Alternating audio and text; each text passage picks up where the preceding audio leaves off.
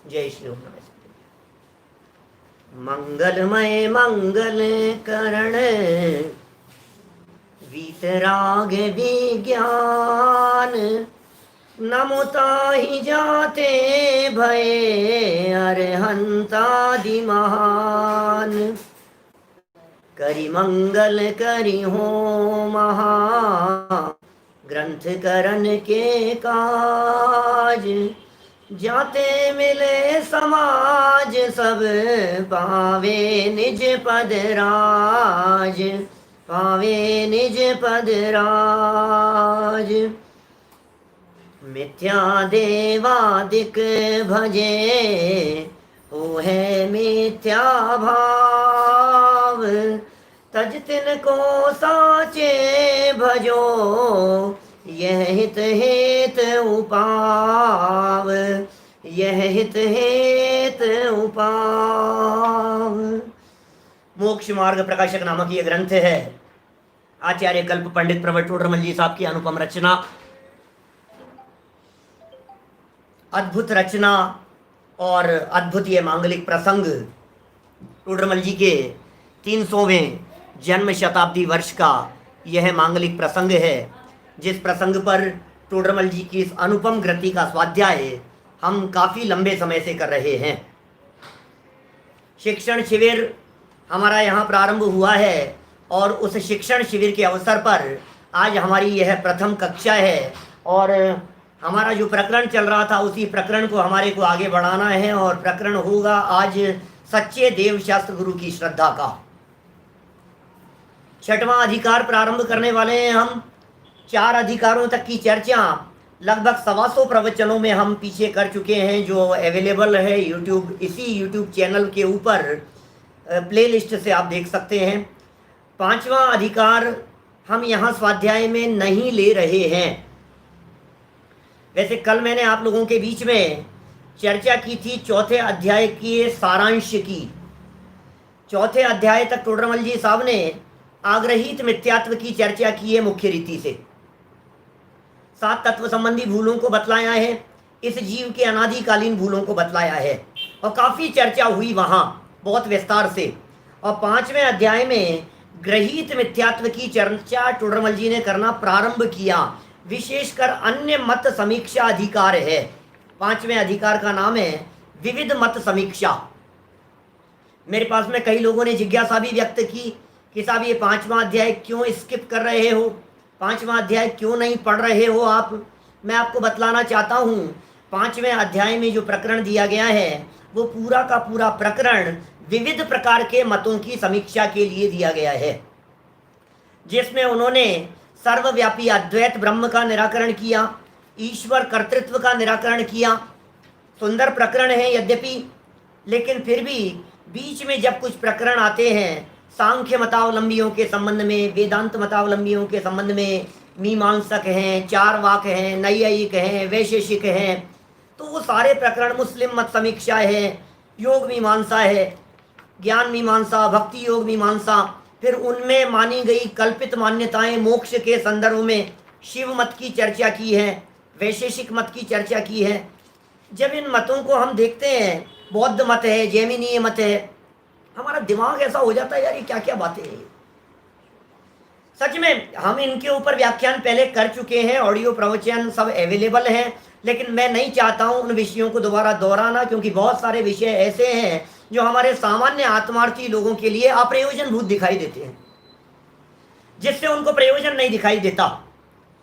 टोडरमल जी का समय अलग प्रकार का था और हमारे शास्त्रीय विद्यार्थियों के लिए महाविद्यालय के अंदर पढ़ाया जाता है। अन्य मत भी पढ़ाए जाते हैं, मतांतर भी पढ़ाए जाते हैं, अन्य मतों में प्ररूपित वस्तु व्यवस्थाएं भी बतलाई जाती है। लेकिन हमारे जो आत्मार्थी स्वाध्यायी लोग हैं, मैं उनसे आज जानना चाहता हूँ, पूछना चाहता हूँ कि मुझे बतलाइए, सांख्य मतावलंबी 25 तत्व मानते हैं, अब आपको क्या करना है उन 25 तत्वों को जानकर।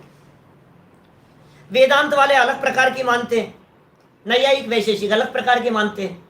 बोलो किनके यहाँ कितने तत्व हैं, कितने द्रव्य हैं, संसार मोक्ष के संदर्भ में उन लोगों की क्या मान्यताएं हैं, उसे जान करके अपना उपयोग क्यों उसमें लगाना। और टोडरमल जी ने उन सब का किया है निषेध। तो जब टोडरमल जी ने उन सब बातों का निषेध कर दिया तो एक प्रश्न खड़ा होता है कि साहब हम भी पढ़े, अरे 5वें अध्याय को देख करके इस बात का पता लगता है कि टोडरमल जी ने कितने अन्य मत के ग्रंथों का अध्ययन किया था बारीकी से। हमें जरूरत नहीं है उन सबको विस्तार से जानने की और पढ़ने की। हम नहीं पढ़ेंगे तो भी काम चलेगा। हम यदि उन बातों को नहीं जानेंगे तो भी काम चलेगा। किस लिए पढ़ना, क्यों जानना उन सब बातों को? एक बार जीवन में पढ़ने योग्य तो दिखता है। जिन्होंने कभी न पढ़ा हो, एक बार पेज बदल करके थोड़ा थोड़ा मोटा मोटा देख ले वे। लेकिन मैं दावे के साथ कह सकता हूं, आत्मार्थियों के लिए यह 5वां अध्याय नीरस बना रहता है। जिन्होंने कभी न पढ़ा हो वे एक बार पढ़ करके देख ले वे।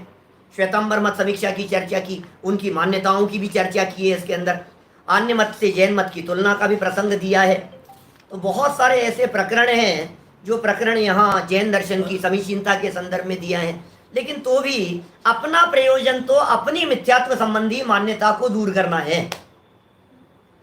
तो ये जो 6वां अध्याय है, यद्यपि इसमें भी विविध मिथ्या मान्यताओं के संदर्भ में चर्चा होगी, लेकिन उसके बावजूद भी मैं आपको यह बात कहना चाहता हूं, हमारी मान्यताओं के ऊपर टोडरमल जी चोट करते हुए दिखाई देंगे। आप जब इन विषयों को थोड़ा गहराई से देखेंगे, आप जब इन विषयों की थोड़ी सूक्ष्मता में जाकर के देखेंगे, तो आपको लगेगा मोटे मोटे तौर पर, सही कह रहा हूं, हमारे महाविद्यालय के विद्यार्थी बहुत सारे लोग जूम एप्लीकेशन के ऊपर भी सुन रहे हैं, लाइव सुन रहे हैं, और बहुत सारे लोग यूट्यूब पर सुन रहे हैं।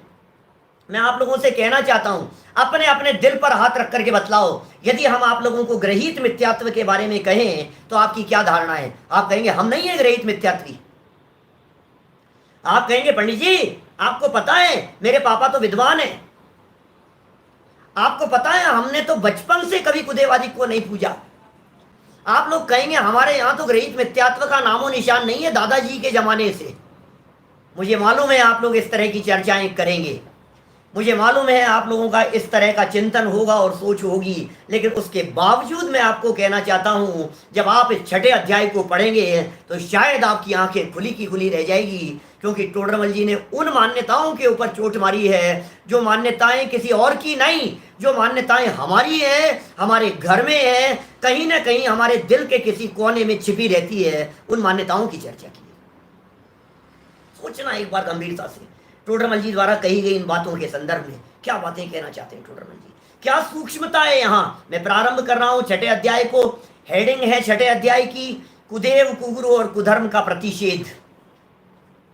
लेकिन किसी देवता के ऊपर आक्षेप नहीं है, ध्यान देना, किसी और को सुधारने की बात नहीं है। हमारे मन में यदि किसी तरह की विपरीत मान्यता हो तो उसे सुधारने की चर्चा है।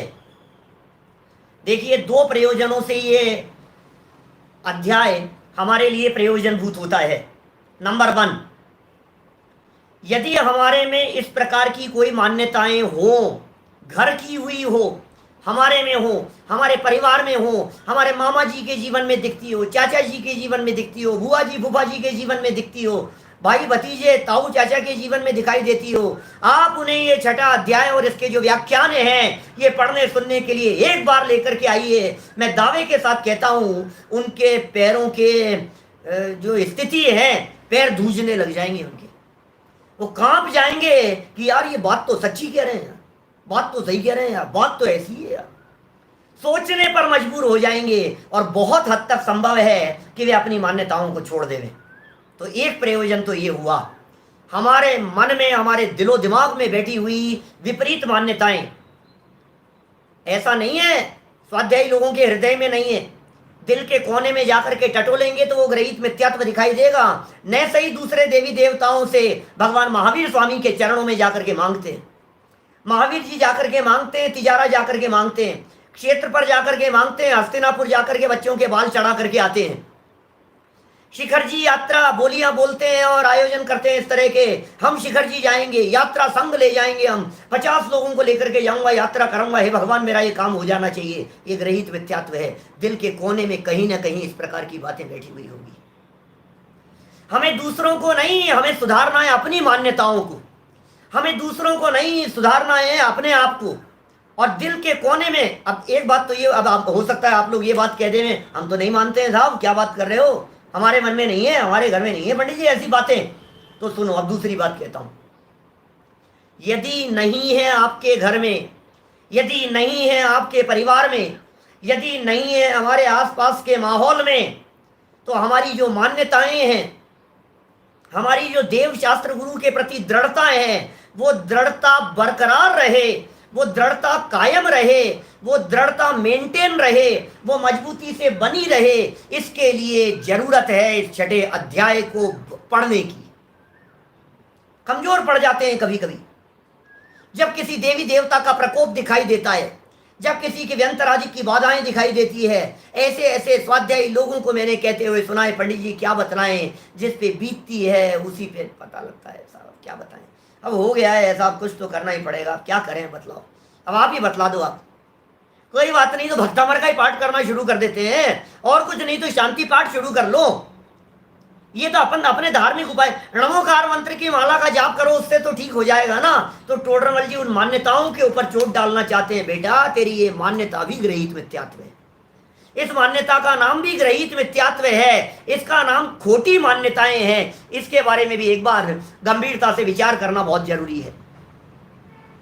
सोचो जरा क्या कहना चाह रहे हैं टोडरमल जी साहब। यहाँ मंगलाचरण अभी हमने यहाँ पढ़ा था, वापस पढ़ता हूँ। मंगलाचरण की पंक्तियों का अर्थ करते हुए आगे बढ़ूंगा, और निश्चित तौर पर हमारी मान्यताएं कहीं ना कहीं हिलती हुई नजर आएंगी। देखिए, मिथ्या देवादिक भजे, पेज नंबर है 168, 168 नंबर पेज है, मोक्ष मार्ग प्रकाशक ग्रंथ। ग्रंथ आप सभी के पास में होना ही चाहिए, कंपलसरी है, होना ही चाहिए, इसमें कोई ऑप्शन नहीं चलेगा। लगभग 500 से ज्यादा ग्रंथ हम भी डिस्पैच कर चुके हैं मोक्ष मार्ग प्रकाशक। सारे विद्यार्थियों के पास में होना चाहिए, एक एक व्यक्ति के पास में। लाइन टू लाइन पढ़ेंगे, एक एक बात को देखेंगे। देखिए जरा, मिथ्या देवादिक भजे, हो है मिथ्या भाव, तज तिन को साचे भजो, यह हित हेत उपाव, यह हित हेत उपाव।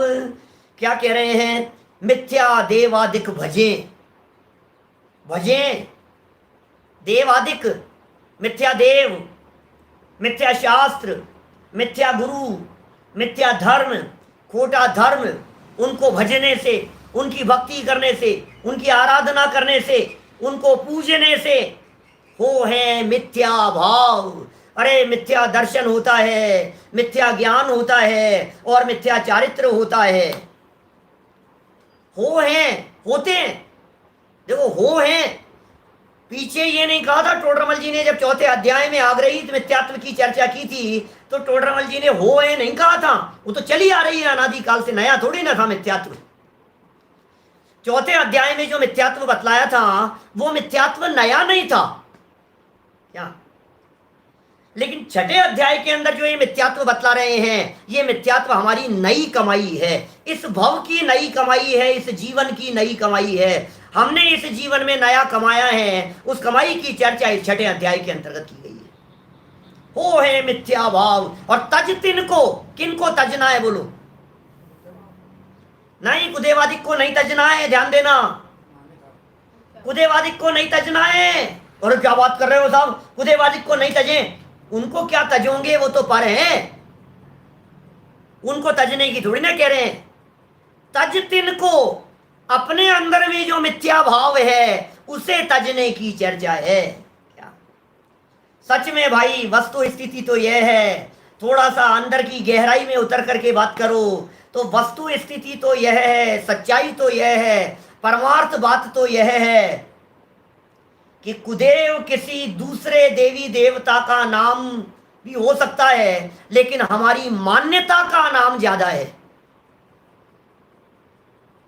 उसको तो जो होगा सो होगा, यहां सुधारना है, बदलाव यहां करना है, मिथ्या ज्ञान छोड़ना है, मिथ्या चारित्र छोड़ना है, मिथ्या प्रवृत्तियां छोड़नी है। तो बदलाव और सुधार कहां करना है? पर में नहीं, अपने में सुधार करना है, बाहर में नहीं, अंतर में सुधार करना है, उधर नहीं इधर देखना है, क्योंकि पर में तो अपनी चलती नहीं है।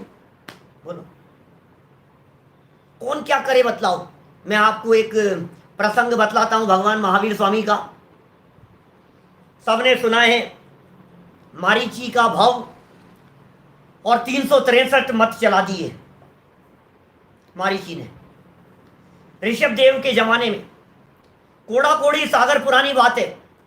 363 मत और 363 संप्रदाय चला दिए गए।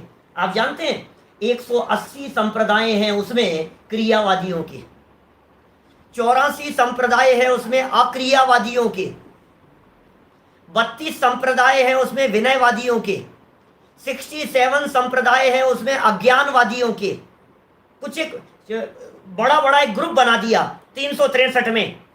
बोले 180 संप्रदाय ऐसे हैं जो कैसे हैं, आपको मोक्ष जाना है ना कुछ तो करना पड़ेगा भाई साहब, आपको कुछ तो करना पड़ेगा। करो करो करो करो करो करो, बिना किए कैसे मोक्ष जाओगे, बिना किए कैसे धर्म होगा।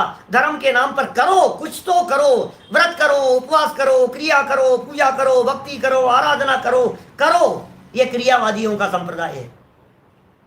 180 संप्रदाय हैं दुनिया में क्रियावादियों के। अक्रियावादी है दूसरे लोग, वो कहते हैं कुछ मत करो।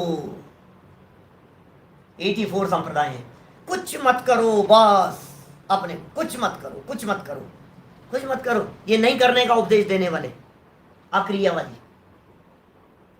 तीसरे प्रकार का संप्रदाय है विनयवादियों के। 32 संप्रदाय हैं, ग्रुप है एक 32 संप्रदायों का।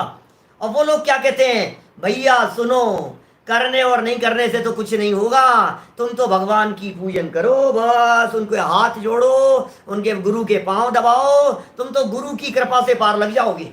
ये हैं विनयवादी लोग। विनय करो, क्या विनय, विनय से पार लगता है व्यक्ति, विनय से ही कल्याण होता है, विनय से ही भला होता है, विनय से ही हित होता है, विनय से ही तू पार लग जाएगा बस।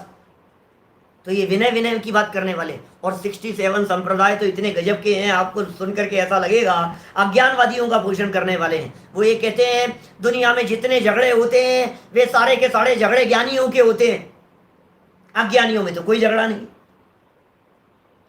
वो कहते हैं अज्ञान भला है, ज्ञान नहीं, ज्ञान मत करो, अज्ञानी बने रहो, अज्ञानी बने रहना अच्छा है। सोते रहो, पड़े रहो, आलसी रहो, प्रमादी रहो, सीखो।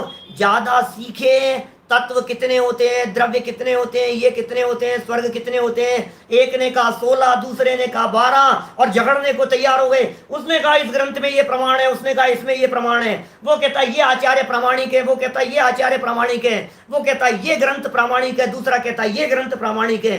ज्यादा ज्ञान वाले हैं ना, आपस में लड़ रहे हैं, झगड़ रहे हैं। पता है अज्ञानवादी क्या कहते हैं, बोले भैया 2 ज्ञानी लोग थे, आपस में एक दूसरे को काट रहे थे, लड़ रहे थे, झगड़ रहे थे, और हमें कुछ पता नहीं था, हम चुपचाप बैठे थे। क्या हम तो शांत, हमें हमें काई का विवाद यार, तुम कुछ कहो और तुम कुछ कहो। क्या हम जब पढ़ते थे स्कूल कॉलेज में तो एक स्टूडेंट हमारी क्लास में पढ़ता था और कहा करता था, ऐसा बोलता था, भैया सुनो कुछ मत पढ़ो यार, मोर स्टडी मोर कंफ्यूजन और नो स्टडी नो कंफ्यूजन। समझ में आई क्या बात आपको? More study more confusion, no study no confusion. कुछ मत पढ़ो, आपको कोई कंफ्यूजन ही नहीं है, शांति में। अरे अपने को काय का कंफ्यूजन है भाई साहब, जो है तो ठीक है। और जितना पढ़ते हैं यार ऐसा ऐसा ऐसा ऐसा, बहुत कंफ्यूजन है, कंफ्यूजन भरा मामला है। अज्ञान को भला कहने वाले लोग। मैं अभी ज़्यादा डिटेल में उन सब की चर्चा नहीं करना चाह रहा हूँ। हमने एमए करते समय 97 में ये सारे जितने पीछे संप्रदाय हैं वो भी पढ़े, अज्ञानवादी के संप्रदायों को भी बहुत विस्तार से पढ़ा, काफ़ी डिटेल में चर्चाएं की, सब खूब पढ़ी हमने गहराई से, उनके तर्क भी देखे। ऐसी ऐसी बातें कहते हैं, जब ज्ञान हुआ तो दुख हुआ और ज्ञान नहीं है तो दुख नहीं है, और तर्क देते हैं अपनी बातों को सिद्ध करने के लिए। ज्ञान दुख का कारण है। हम घर से दूर बैठे हुए हैं, क्या हम घर से दूर बैठे हुए हैं और हमें खबर लगी दादाजी का स्वर्गवास हो गया, पिताजी का स्वर्गवास हो गया, माताजी नहीं रहे, और पता लगा, और पता लगने में 2 दिन लग गए, बोलो खबर मिलने में। तो जब तक पता नहीं था तब तक दुख नहीं था, और जैसे ही पता लगा वैसे ही दुख हो गया। तो पता है क्या कहते हैं वो, बोले जानकारी होगी तो दुख होगा और ज्ञान नहीं होगा तो दुख नहीं होगा। अरे भाई साहब, ये जो 363 मत मारीची के माध्यम से चलाए गए, वे 363 मत पूरे के पूरे मिथ्या मत हैं। अज्ञान दुख का कारण है, ज्ञान दुख का कारण नहीं है। कि साहब दिख तो रहा है, पता लगने पे दुखी हुआ। हम शिविर में आए हुए थे, हम आयोजन में आए हुए थे, और 2 दिन बाद में हमें खबर लगी कि घर के ताले टूट गए और चोरी हो गई। तो जब तक पता नहीं लगता तब तक तो हम सुखी थे, दुख नहीं था, और जैसे ही पता लगा हम दुखी हो गए। सुनो बंधुओं, दुख का कारण यह नहीं है जो आप समझ रहे हैं। ज्ञान दुख का कारण नहीं है, मोह दुख का कारण है। ज्ञान दुख का कारण नहीं है भाई साहब, मोह दुख का कारण है। सब मिथ्या मतावलंबी अन्य अन्य प्रकार की विविध प्रकार की चर्चाएं करते हैं, उनकी खोटी मान्यताओं का निराकरण पीछे 5वें अध्याय के अंदर विस्तार से किया, और यहाँ 6ठे में भी हमारे हृदय की कुछ मान्यताओं के निराकरण की चर्चा चल रही है। मैं आपको बता रहा था ये 363 मत चलाए किसने हैं, कि बोले मारीची ने। मारीची कौन था? बोले ऋषभदेव का पोता। कि साहब ऋषभदेव के पोते का मतलब नहीं समझे, हम नहीं पहचानते ऋषभदेव के पोते को, बहुत पुरानी चले गई बात। तो आपको बताएं, ये वो जीव हैं जो 24वें तीर्थंकर भगवान महावीर स्वामी हैं। अच्छा, महावीर भगवान ने चलाए थे।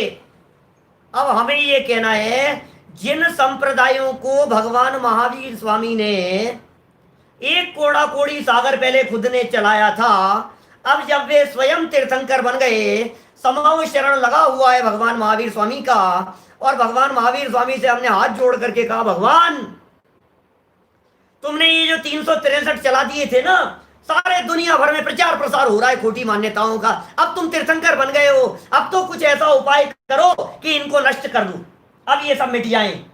2 बातें कहना चाहता हूं इस प्रसंग में। नंबर 1, एक बात तो ये कि भगवान महावीर स्वामी ये कहते हैं कि भाई सुनो, किसी भी मिथ्या मान्यता को चलाना तो आसान है, लेकिन जब उसे रोकना हो और मिटाना हो तो तुम स्वयं भी, चलाने वाले भी उसे रोकने में समर्थ नहीं हो सकते हो। पता है ये स्थिति कैसी है? ये स्थिति वैसी है, व्हाट्सएप के ऊपर कोई गलत मैसेज लिख करके या फेसबुक के ऊपर छोड़ दो आप। फेसबुक पर तो फिर पकड़ में आ जाता होगा शायद आईडी वाईडी से। व्हाट्सएप के ऊपर आपने कोई खोटा मैसेज, गलत मैसेज बना करके आपने डाल दिया और फॉरवर्ड कर दिया 10-20 जगह पर। अब वो फॉरवर्ड होता रहेगा, होता रहेगा, होता रहेगा, होता रहेगा। अब हमारी मान्यता सुधर गई। अब कितना भी तुम सुधारने की कोशिश करो, वो तो फॉरवर्ड होता ही रहेगा, होता ही रहेगा, होता ही रहेगा भाई साहब। अब उसे रोकने में समर्थ नहीं है कोई। एक तो ये बात। दूसरी बात, भगवान महावीर स्वामी ने जो गजब का जवाब दिया, वो जवाब मैं आपको बतलाना चाहता हूं। मैंने पूछा था भगवान महावीर स्वामी से समूह शरण में प्रश्न, और उन्होंने जवाब दिया मेरे को। क्या बोले कि सुन भैया, सुन बेटा, एक बात सुन, तुझे गलत फहमी हो गई है कि वो मिथ्या मान्यताओं का प्रचार मेरे द्वारा किया गया था।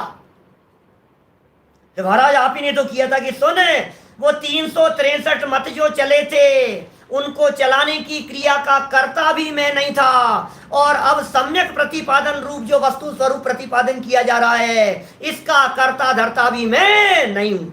ये भाषा वर्णना अपनी योग्यता से निकलती है, हर शब्द अपनी योग्यता से निकलते हैं। कौन किसका कर्ता धर्ता हो भाई, हर बात स्वतंत्र है।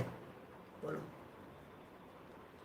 ये समाव शरण में बैठ करके मैं बोल नहीं रहा हूं, मुझे बोलने का विकल्प नहीं है। ये वाणी योग्यता से निकलती है। भव्य जीवों को अपने भाग्य से सुनाई देता है। भव्य जीव अपने भाग्य से सुनते हैं, समझते हैं और स्वीकार करते हैं, जिसके पुण्य का योग होता है। भवि भागन वच जोगे वशाय, सहज होती है ये स्थिति। इसलिए भाई, मिथ्या मान्यताओं को यदि आपको निपटाना हो, क्या महिपाल जी भाई साहब, मिथ्या मान्यताओं को यदि आपको निपटाना हो तो बाहर में नहीं, अंदर में निपटाने का प्रयास करो। ये कह रहे हैं यहां, तज तिन को सांचे भजो, अपनी मिथ्या मान्यताओं को छोड़कर सच्चे देव गुरु धर्माधिक को भजो। कौन है सच्चे देव, कौन है सच्चे गुरु, क्या है सच्चा धर्म, उसे जानो। किसी सज्जन ने हमारे सामने प्रश्न किया यहां पर कि साहब ये जो 363 बतलाया आपने, क्रियावादी, अक्रियावादी, विनयवादी और अज्ञानवादी, इनमें हमारा संप्रदाय कौन सा है? गजब हो गया भाई साहब, आप हमारे संप्रदाय की बात कर रहे हो। हमारा संप्रदाय कहां निकल करके आएगा इसमें? हमारा संप्रदाय तो इनसे अलग है। जैन मान्यताओं में से एक एक पक्ष को पकड़कर, एक एक मान्यता को पकड़कर, एक एक धर्म के अंग को पकड़कर एक एक पूरा का पूरा संप्रदाय खड़ा कर दिया गया। वो सब झूठे हैं और जैन संप्रदाय उन 363 से अलग है। यहां उसकी चर्चा कर रहे हैं। मिथ्या मान्यताओं को छोड़कर सांचे भजो, सांचे माने सच्चे देवगुरु धर्म। टोडरमल जी ने लिखी इसमें आगे चल करके एक पंक्ति, सच्चे देवगुरु धर्म का स्वरूप क्या है? ओ देवगुरु धर्म तो सर्वोत्कृष्ट परम पदार्थ है। ये चर्चा आएगी यहाँ। जिस ग्रहित मिथ्यात्व की चर्चा मैं आपके बीच में यहाँ करने वाला हूं, आप पेज नंबर निकालिए 192 पेज निकालिए। इस छठे अध्याय का अंतिम प्रकरण एक बार देख लीजिए, जिससे आपको पता लगेगा कि इस छठे अध्याय को पढ़ना कितना इंपॉर्टेंट है। 365 नहीं संजय जी, 363 मतों का खंडन किया है। 363 363 मत चलाए थे। 192 पेज निकल गया। गंभीरता देखना। हमारे उत्तम चंद जी पंडित जी सिवनी वाले थे, डॉक्टर उत्तम चंद जी सिवनी वाले साहब, पंडित जी साहब, उनकी एक पुस्तक है ये कुदेवादिक के संदर्भ में, बहुत मार्मिक पुस्तक है। हमारे प्रवीण जी ने भी शायद बोली भी थी उसको। तो ये जो पुस्तक है, उस पुस्तक में पूरे दुनिया भर के आगम ग्रंथों के प्रमाण देकर के उन्होंने सिद्ध की है उन सब बातों को कि ये कितना खतरनाक है। इस तरह की मान्यताओं की चर्चा की है। लोग ये कहते हैं हमारा क्या बिगड़ता है भाई साहब, हमारा क्या बिगड़ गया? उनके लिए ये पढ़ो। जिन धर्म में यह तो आमनाएं है, पहली लाइन 192 की 192 पेज की पहली लाइन, जिन धर्म में यह तो आमनाएं हैं कि पहले बड़ा पाप छुड़ाकर फिर छोटा पाप छुड़ाया है। ये आमनाएं है, पहले बड़ा पाप छुड़ाते हैं फिर छोटा पाप छुड़ाया है। इसलिए इस मिथ्यात्व को सप्त व्यसनादि से भी बड़ा पाप जानकर पहले छुड़ाया है। ओहो, इस मिथ्यात्व को माने कौन से मिथ्यात्व को? छठे अध्याय वाले मिथ्यात्व को। क्या कह रहे हैं टोडरमल जी? इस मिथ्यात्व को माने छठे अध्याय में जिस मिथ्यात्व की चर्चा की है, उस मिथ्यात्व को सप्त व्यसन पॉइंट टू बी नोटेड। जब प्रकरण आएगा तब तक तो शिविर निकल चुका होगा क्या? लेकिन आज मैं आपको ये बात कहना चाह रहा हूं, सप्त व्यसन का मतलब समझ गए? कोई व्यक्ति को चोरी करने का व्यसन है, किसी व्यक्ति को कुशील का व्यसन है, किसी व्यक्ति को वैश्या सेवन का व्यसन है, किसी व्यक्ति को जुआ खेलने की लत लगी हुई है, कोई व्यक्ति शराब पीता है, कोई व्यक्ति मांस खाता है। ये व्यसन है, व्यसन। कोई शिकार खेलता है, जुआ आमिष मदिराधारी, आंखें टकचोरी पर नारी, यही 7 व्यसन दुखदाई, दुरित मूल दुर्गति के भाई। ये 7 व्यसन। एक भी पाप करता हो कोई व्यक्ति दिखाई देवे आपको कैसे लगता है? ओ क्या बात कर रहे हो, मांस खाता है ये आदमी, पात्र नहीं, हटाओ इस व्यक्ति, ऐसा लगता है मुझे। टोडरमल जी कह रहे हैं मांस खाने वाले व्यक्ति से भी ज्यादा बड़ा पाप है, पर स्त्री सेवन वैश्या सेवन करने से भी ज्यादा बड़ा पाप है ये ग्रहित मिथ्यात्व। बोलो कितना, मतलब उस संगीन पाप की चर्चा कर रहे हैं। दुनिया में एक चींटी मर जाती है तो अपने आप को पापी समझ रहा है, मक्खी मर जाती है हमारे माध्यम से तड़फड़ाती है तो अपने आप को महापापी समझता है। और ये पाप का बाप और बाप का बाप और बाप का दादा, हम क्या कहें, ये महापाप जो अंदर में बैठा हुआ है, ये पाप हमारे को पाप नहीं दिखाई देता है, जो सप्त व्यसनादि से भी बड़ा पाप कह दिया है। इसलिए टोडरमल जी कहते हैं पहले ये पाप छुड़ाया है, पहले इस पाप को छुड़ाया है, पहले इस महापाप को छुड़ाया है। ये वो महापाप है। समझ में आ रही है कुछ गंभीरता की बात? कितनी गंभीर बात है, इसको हल्के फुल्के में लेने जैसा नहीं है। मुझे मालूम है चर्चा प्रारंभ करूंगा ना, अभी थोड़ी आगे बढ़ूंगा तो लोग अरे पंडित जी क्यों है, अपने तो नहीं है, अपन लोग तो नहीं है। अरे दृढ़ करो अपनी मान्यताओं को, मजबूत करो अपनी मान्यताओं को, बताओ अपने बच्चों को, पढ़ाओ अपने बच्चे पोतों को, सिखाओ, नहीं तो आपकी आगामी पीढ़ी में जैनत्व के दर्शन दुर्लभ हो जाएंगे। पढ़ाओ उनको, सिखाओ। ये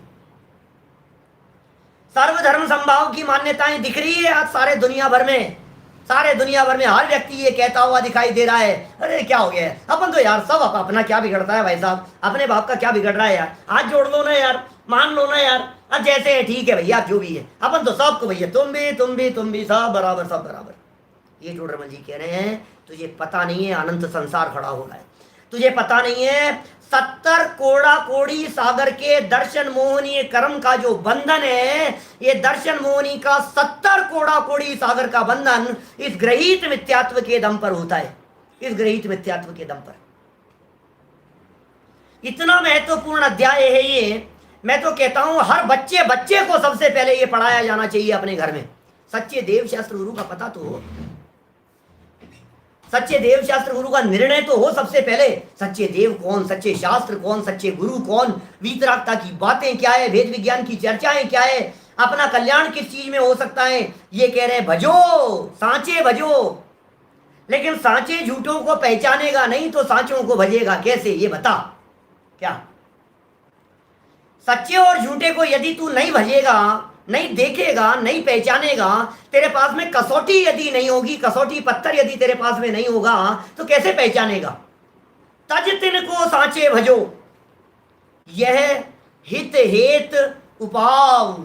टोडरमल जी कह रहे हैं भाई साहब ये तुम्हारे हित के लिए सच्चा उपाय है, सच्चा उपाय है। मैं सच कहता हूं ये प्रकरण उन लोगों को जरूर बतलाने योग्य है, उन लोगों को जरूर प्रेरित करने योग्य है प्रवचन सुनने सुनाने के लिए, जो लोग आपको अपने आस पड़ोस में और अपने माहौल में ग्रहित मिथ्यात्वी दिखाई देते हैं। वे अपने आप को मिथ्यात्वी नहीं मानते हैं, मिथ्यात्वी नहीं मानते हैं, क्योंकि उसको मिथ्या ही मान लेवे तो फिर छोड़ ही देवे ना। वो उनको मिथ्या नहीं मानते हैं, लेकिन उनको बताओ एक बार, उनको सुनाओ एक बार। पढ़ते हैं, देखिए जरा अर्थ पढ़ रहा हूं टोडरमल जी की इन पंक्तियों का, क्या लाइनें कह रहे हैं। अर्थ,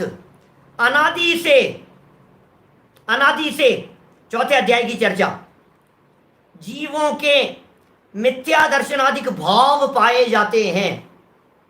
इस जीव के मिथ्या दर्शन, इस जीव के मिथ्या ज्ञान, इस जीव के मिथ्या चारित्र अनादि काल से पाए जाते हैं ये भाव। उनकी पुष्टता का कारण कौन है, बोलो। उनकी पुष्टता का कारण, ऐसी भुरकी मोहन धूल की चर्चा की ने टोडरमल जी ने पेज नंबर 25 पर, 25 नंबर पेज पर मोहन धूल की चर्चा की, एक उदाहरण दिया है टोडरमल जी ने। धूल डली है माथे के ऊपर, मोहन धूल पड़ी हुई है और भुरकी पड़ी है, और वो ऐसा बना देते हैं, अरे बेटा तुम ऐसा नहीं करोगे तो ऐसा हो जाएगा, ये तुम्हारे को देवता ऐसा कर देंगे, तुम इन्हें नहीं मानोगे तो ऐसा हो जाएगा, तुम मानोगे तो घर में संपत्ति आएगी, तुम मानोगे तो बिजनेस चल, तुम्हारे घर में संकट है ना, एक काम करो तुम रोजाना चींटियों को बुरा डाला करो। तुम्हारे घर में बिजनेस में नुकसान हो रहा है ना, सही कह रहा हूं, एक बार करके देखो तुम मेरे कहने से। ये दीवार यहां खड़ी कर लो, तुम्हारे घर में पैसा इधर से आता है और सामने से निकल जाता है, यहां दीवार लगा लो, फिर पैसा आएगा लेकिन निकलेगा नहीं। ऐसी मान्यता है।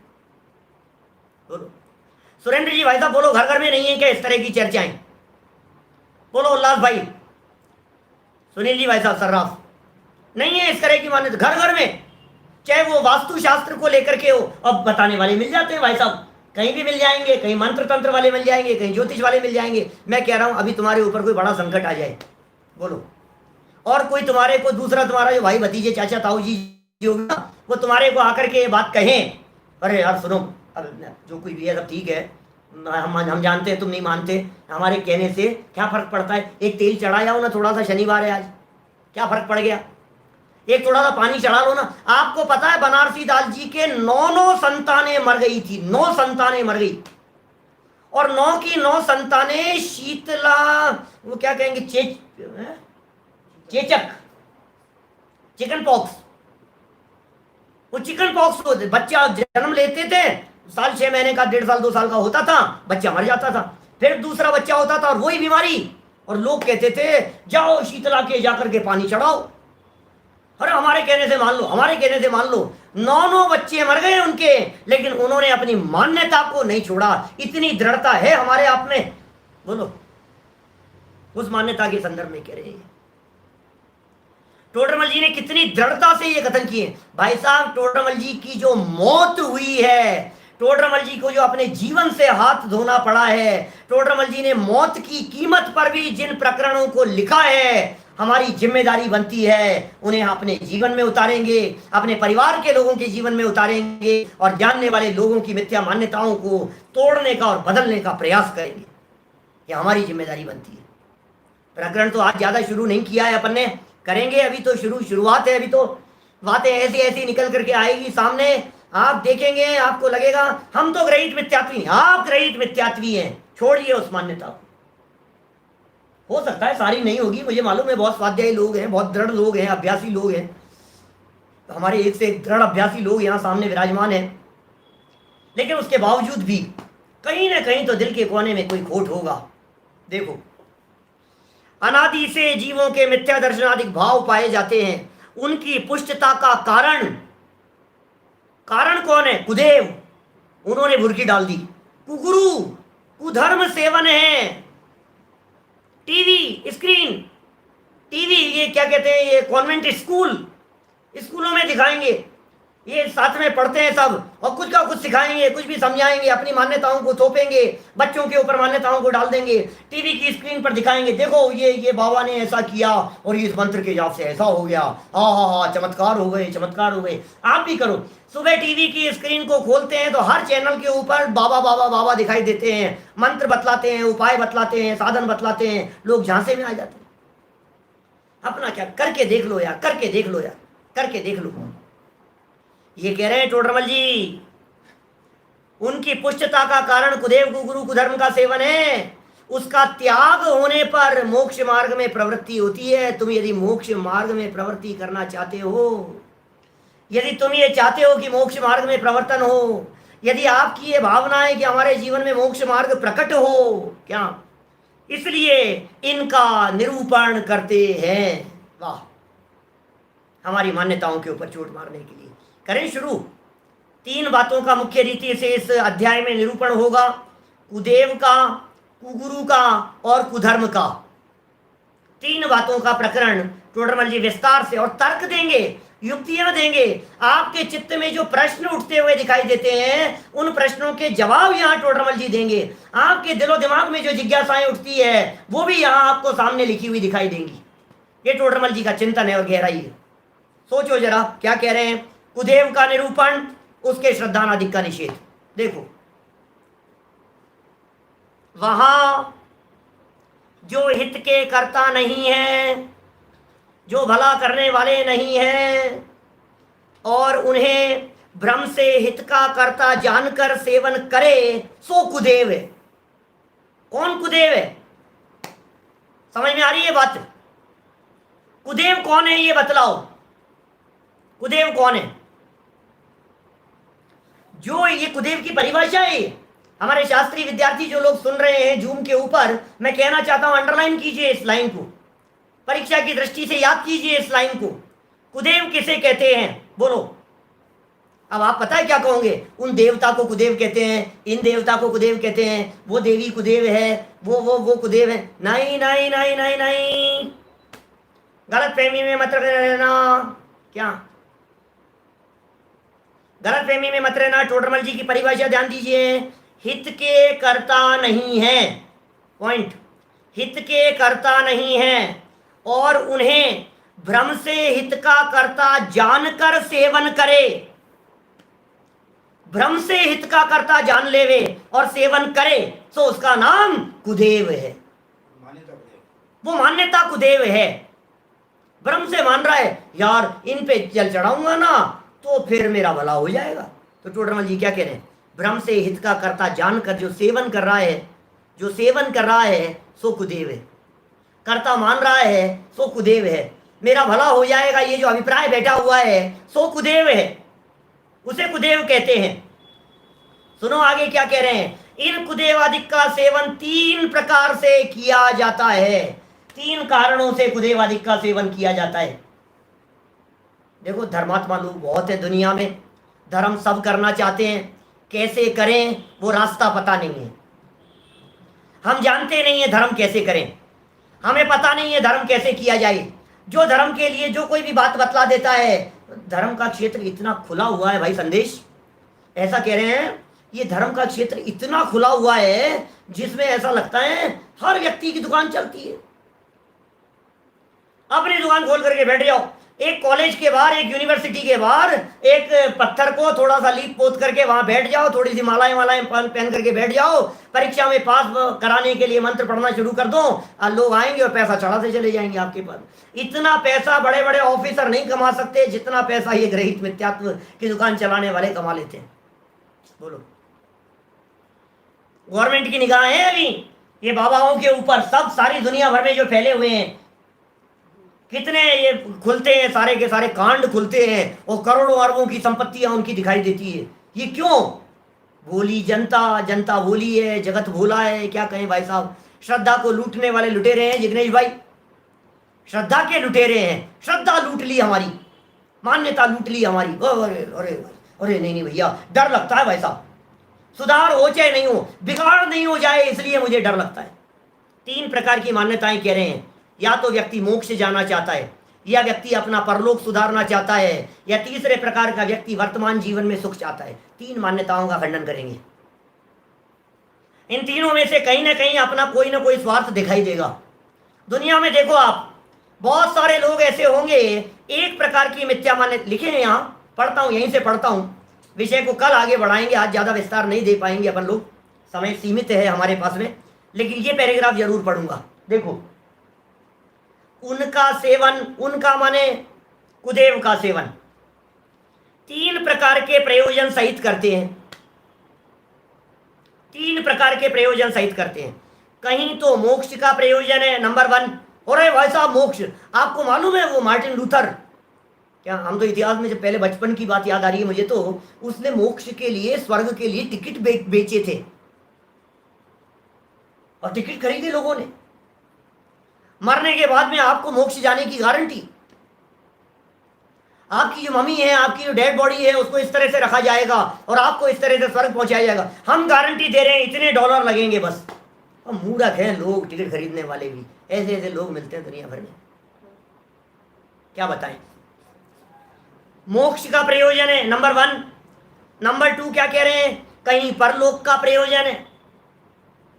एक तरफ तो मोक्ष का प्रयोजन कह दिया, दूसरी तरफ कह दिया परलोक। अरे भाई साहब तुम्हारा भाव सुधर जाएगा, तुम्हें स्वर्ग मिल जाएगा। एक मोक्ष में जाने की बात करने वाले मुक्ति मिल जाएगी। मोक्ष तो सब मानते हैं ना। पीछे आप यदि 5वें अध्याय में थोड़ा बहुत भी पेज बदल करके देखेंगे, मोक्ष की चर्चाएं भारतीय दर्शनों की महत्वपूर्ण अवधारणाएं हैं। 3 दर्शन, 2 एक चारवाक दर्शन वाले मोक्ष नहीं मानते, वो भी मानते हैं, पंचभूत में मिल जाने को मोक्ष कहते हैं, वो चारवाक भी मानते हैं। सब दर्शन वाले मोक्ष की कल्पना करते हैं भारतीय दर्शनों में। मीमांसक, नैयायिक, वैशेषिक, सब लोग कह रहे हैं मोक्ष मोक्ष मोक्ष की बातें कर रहे हैं। पाश्चात्य दार्शनिक वाले हैं, उनके यहाँ मोक्ष की अवधारणा नहीं है। वेस्टर्न फिलोसॉफी में वो भी पढ़ी है हमने, अरस्तु, सुकरात, प्लेटो, लाइबनिज, ह्यूम, डेकार्ट, आइंस्टाइन, ठीक है ना, ये सब। लेकिन उनके यहाँ मोक्ष की अवधारणा नहीं है पाश्चात्य दार्शनिकों में। देखिए क्या कह रहे हैं यहाँ, मोक्ष का प्रयोजन एक दिखता है, दूसरा प्रयोजन दिखाई देता है परलोक का प्रयोजन दिखाई देता है, और तीसरा प्रयोजन दिखाई देता है इस लोक का प्रयोजन। इस लोक का प्रयोजन क्या है? बिजनेस चलेगा, दुकानदारी चलेगी, अम्मा जी की तबीयत ठीक हो जाएगी, कमर का दर्द ठीक हो जाएगा, घुटने दर्द बराबर हो जाएंगे, बच्चा पढ़ाई में पास हो जाएगा, इस मंत्र का जाप करूंगा तो संकट नहीं आएगा, कोरोना नहीं आएगा, इस जाप करो इसका। ये इस लोक का प्रयोजन दिखाई देता है तुम्हारे, एक रहित मिथ्यात्व। तो कहीं इस लोक का प्रयोजन है। 3 बातें याद हो गई, 3 पॉइंट याद रखना। आगे मैं आपको इन पॉइंट्स के संबंध में विस्तार बतलाऊंगा कि टोडरमल जी ने देखो कौन कौन सी जगह पर किस किस बात का निरूपण किया है, ठीक है।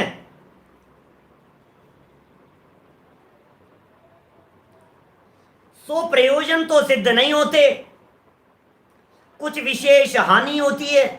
अब 2 बातें कह दी, एक तो प्रयोजन सिद्ध नहीं होते, क्या प्रयोजन सिद्ध नहीं होते, आपका काम नहीं होगा, तो भी ये कहता है यार 11,000 रुपये में अपना क्या बिगड़ रहा है, नहीं होगा तो नहीं होगा, कोई बात नहीं। 21,000 रुपये में अपना क्या जा रहा है, बोलो, नहीं होगा तो नहीं होगा, कोई बात नहीं। तो एक तो ये काम होता नहीं है। तो टोडरमल जी दूसरी तरफ से कह रहे हैं उसी बात को, विशेष हानि होती है। बोल, अब है तू तैयार इस चीज के लिए? विशेष प्रकार से हानि होती है। इसलिए उनका सेवन मिथ्या भाव है, वो बतलाते हैं। उनका सेवन करने से मिथ्या भाव होता है, उनका सेवन करने से मिथ्यात्व पुष्ट होता है, मिथ्या मान्यताओं का पोषण होता है। इसलिए सावधान रहें, इस प्रकार की मिथ्या मान्यताओं का पोषण कहीं भी न होने पाए, हमारे अंदर में न होने पाए। और हम सभी कोशिश करें, हम सभी प्रयास करें, हम सभी प्रयत्न करें हमारे अंदर में बैठे हुए उस मिथ्यात्व रूपी चोर को भगाने का। ये सारी चर्चाएं, ये कहते हैं वही बतलाते हैं। अब क्या बतलाते हैं, इसकी चर्चा जो टोडरमल जी साहब ने की है, सो चर्चा हम करेंगे कल आपके बीच में ठीक 10:15 बजे यहीं इसी चैनल पर, संजीव गोधाम यूट्यूब चैनल, जहां चर्चा चल रही है।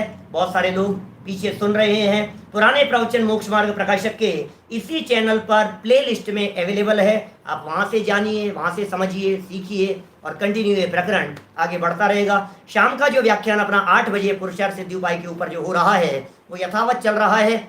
और इसके अलावा दिन में जो हमारे शिविर के कार्यक्रम जैसे संचालित हो रहे हैं वे सब भी बराबर संचालित हो रहे हैं। आप लोग यथावत लाभ लेते रहें। बाय संदेश।